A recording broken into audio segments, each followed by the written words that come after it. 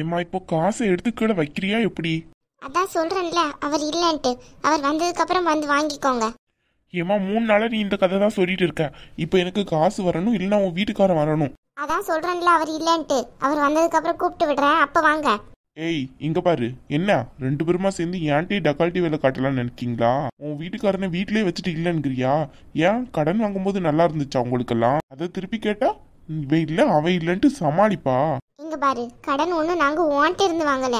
தேவையில்லாத பேச்செல்லாம் என்கிட்ட பேசிட்டு நிக்காத. என்கிட்ட வாங்கலையோ என் முதலாளிகிட்ட வாங்கலையோ, என் முதலாளிக்கு நான் விசுவாசமா இருக்கேன்.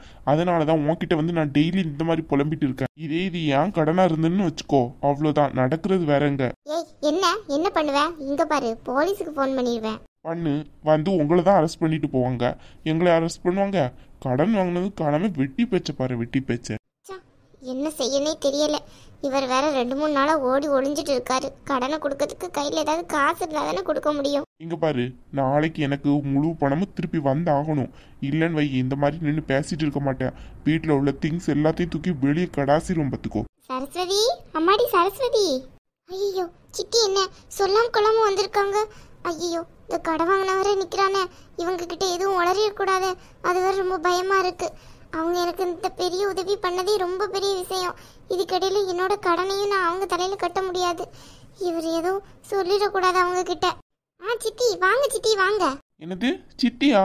ஏப்பா போயிட்டு நாளைக்கு வா, சரியா? நீ சொன்ன மாதிரி செஞ்சிடலாம். கிளம்பு கிளம்பு. ஏய் என்ன விரட்டி விடுறதுல குறியா இருக்க? யாருப்பா நீ? சரஸ்வதி எப்படிமா இருக்க? மாப்பிள்ளை எங்க? நல்லா இருக்கு சித்தி. நீங்க தான் இவங்களுக்கு சித்தியா? ஆமா நான் தான் சித்தி. இப்ப என்ன அதுக்கு? நீ யாரு? துணி ஏதாவது வாஷ் பண்ணி அயன் பண்ணி கொடுக்குறவனா? ஓஹோ, என்ன பார்த்தா அப்படி வேற இருக்கா? இவங்க மூஞ்செல்லாம் பார்த்து துணியை அயன் பண்ணி வாங்குறவ மாதிரி இருக்கா? என்னப்பா என்ன பேசுற நீ? ஏமா கடன் வாங்கிட்டு கடனை இன்னும் கொடுக்க துப்பு இல்லாத குடும்பம் இது. அங்க போய் உறவு வச்சுட்டு இருக்கீங்க. உறவெல்லாம் கட் பண்ணிட்டு கிளம்புங்க, இல்லனா உங்க கல்லா பையிலையும் கைய வச்சிட போறாங்க. ஏப்பா நீ என்ன சொல்லிட்டு இருக்க? நீ யாரோ ஆள் தெரியாம பேசிட்டு இருக்கன்னு நினைக்கிறேன். நான் இதுக்கு ஆள் தெரியாம பேசிட்டு இருக்கேன். 3 நாளா வந்து கடனை திருப்பி கொடுன்னு கேட்டுட்டு இருக்கேன். இந்த பொம்பளை தரவே மாட்டேங்குது. ஏப்பா இங்க பாரு, இந்த மாதிரிலாம் பேசாத. சரஸ்வதி என்னம்மா இதெல்லாம்? என்னம்மா இது? என்னன்னு கேட்டோம்னா பதில் சொல்லாம அழுதுட்டு இருக்க. அப்ப இந்த தம்பி சொல்றதெல்லாம் உண்மையா? ஆமா சித்தி, என்ன பண்றதுன்னே தெரியல.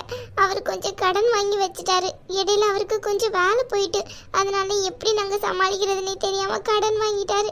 அதுதான் இப்ப இந்த நிலைமையில வந்து நிக்குது. அதை எப்போ அடைக்க எப்படி அடைக்கான்ட்டு எங்களுக்கு ஒன்றும் புரியல. என்னோட நகை எல்லாத்தையுமே கொடுத்துட்டேன், வேற ஒன்றும் இல்லை. என்ன சரஸ்வதி இருக்கு? என்ன வேலை பார்த்து வச்சிருக்க? இப்ப தம்பி எவ்வளவு தரணும்? 4 லட்சம். 4 லட்சம் தானே? அதுக்காண்டி வீட்டுக்கெல்லாம் வந்து இப்படி கத்திட்டு இருக்காத. உன்னோட அட்ரஸை மட்டும் நீ சொல்லிட்டு போ. நாளைக்கு எப்படியாச்சும் உன் இடத்துக்கு வந்து நானே தந்துடுறேன். உங்களே எப்படி நான் நம்புறது? ஏப்பா என்ன பார்த்தா நம்பிக்கை இல்லையா உனக்கு? இப்போ என்ன, நான் கழுத்துல கிடக்கிற நகையை கழட்டி தரட்டா? இது 4 லட்சத்துக்கு கூட போகும். இதை வாங்கிட்டு போ. சித்தி அப்படியெல்லாம் பண்ணாதீங்க ப்ளீஸ். சும்மா இரு சரஸ்வதி. சரி, இவ்வளவு தூரம் சொல்றீங்களான்ட்டு நம்புறேன். நான் சொல்ற இடத்துக்கு நாளைக்கு வந்துருங்க. சரிப்பா, நாளைக்கு வந்து தர்றேன். இந்த மாதிரி வீட்டுக்கெல்லாம் வந்து எந்த பிரச்சனையும் பண்ணாதப்பா.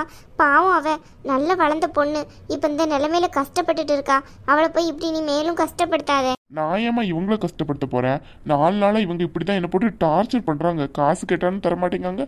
இவங்க மாப்பிள்ளை எங்க இருக்காங்கன்னு கேட்டாலும் சொல்ல மாட்டேங்காங்க. சரிப்பா, அவ ஏதோ சின்ன பொண்ணு, ஏதோ பயத்துல அப்படி சொல்லியிருப்பா. நீ கிளம்பு, நாளைக்கு நீ சொன்ன இடத்துக்கே வந்து உன் காசு தந்துடுறேன். அது ஏமா கடன் வாங்குறதா இருந்தா இனி பார்த்து வாங்குங்க. சும்மா நம்மளாலே வச்சுக்கிட்டு. என்ன சரஸ்வதி இதெல்லாம்? நீ குடும்ப பொண்ணு தானே, என்ன இதெல்லாம்? சித்தி நான் என்ன பண்றது? இவருக்கு கொஞ்ச நாளா வேலை இல்லாம ஆயிடுச்சு. அப்ப நாங்க சாப்பாடு செலவுக்கு என்ன பண்றதுன்ட்டு கொஞ்சம் யோசனையா இருந்துச்சு. அந்த நேரம் தான் இவர் போய் கடன் வாங்கிட்டு வந்துட்டாரு டக்குன்னு. எங்களுக்கு அந்த கடன் எல்லாம் எப்படி போச்சுன்னே தெரியல. ரொம்ப கஷ்டமா இருக்கு சித்தி. இதெல்லாம் யார்கிட்டயாவது சொன்னா எங்களை பத்தி என்ன நினைப்பாங்கன்ட்டு தான் நாங்க யார்கிட்டயுமே சொல்லாம இருந்தோம். லூசா நீ? என்கிட்ட ஒரு வார்த்தை சொல்லியிருந்தா அந்த கடனை திருப்பி கொடுத்துருக்கலாம்ல. சித்தி உங்க நல்ல மனசுக்கு நீங்க நல்லா இருக்கணும். ஏற்கனவே எங்களுக்கு இந்த வீட்டு தந்ததே பெரிய விஷயம். திருப்பியும் வந்து உங்ககிட்ட உதவின்னு நின்னோம்னா நீங்க என்ன நினைப்பீங்க எங்களை பத்தி? அடிச்சன் வை. நீ யார் எனக்கு? நீ எனக்கு பொண்ணு. உனக்கு செய்யறதை விட எனக்கு வேற என்ன இருக்க போகுது? அதுக்கு இல்ல. என்ன இது? உங்க அம்மா கிட்டயாவது சொல்லியிருக்கலாம்ல. இல்ல சித்தி, அம்மா கிட்ட சொல்லலான்னு தான் நினைச்சேன். இவர் என்ன கட்டாயத்துக்கு வேணான்னு சொல்லிட்டாரு. ஏன்னா இவரை பத்தின நல்ல எண்ணம் அம்மாக்கு கொஞ்சம் கூட இல்லை. அதனாலதான் சொல்லக்கூடாதுன்ட்டு சொல்லிட்டாரு. ஏற்கனவே அவங்க என்ன மரியாதை இல்லாம தான் நடத்துவாங்க. நீ இதையும் போய் சொன்னீன்னா ரொம்ப கஷ்டப்படுத்துவாங்க. அதெல்லாம் என்னால காதுல வாங்க முடியாதுன்னு சொல்லிட்டாரு சித்தி. அதனாலதான் நான் என்ன பண்றதுன்னு தெரியல. பூமிகா கிட்டையாவது சொல்லட்டான்னு தான் கேட்டேன்.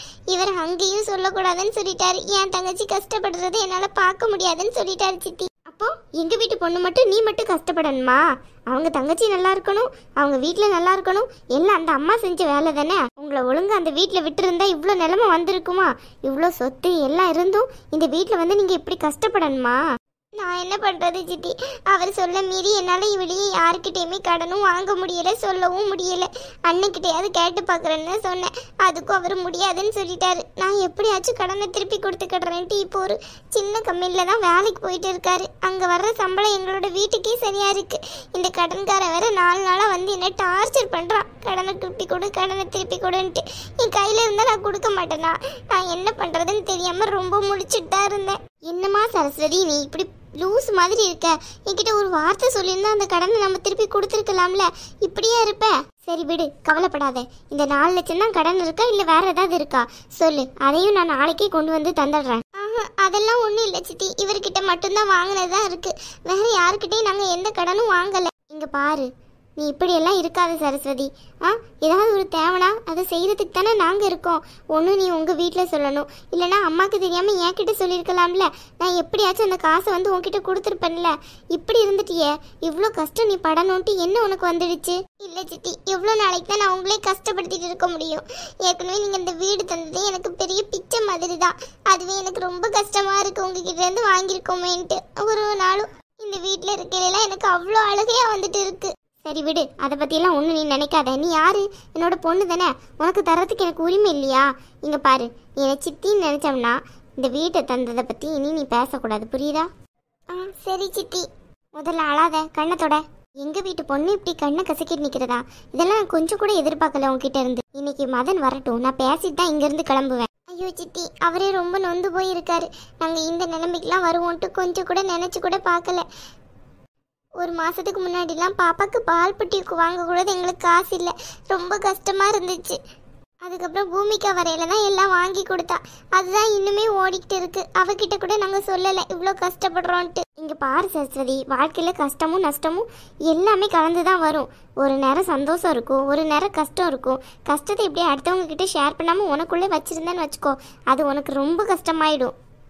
உனக்கு தான் உதவி பண்ணுறதுக்கு இத்தனை பேர் இருக்கோமே, அப்புறம் ஏன் நீ யாருக்கிட்டேயுமே சொல்லாமல் அனாத மாதிரி இருந்திருக்க? உன்னை பார்த்தா தான் எனக்கு கோவமாக வருது.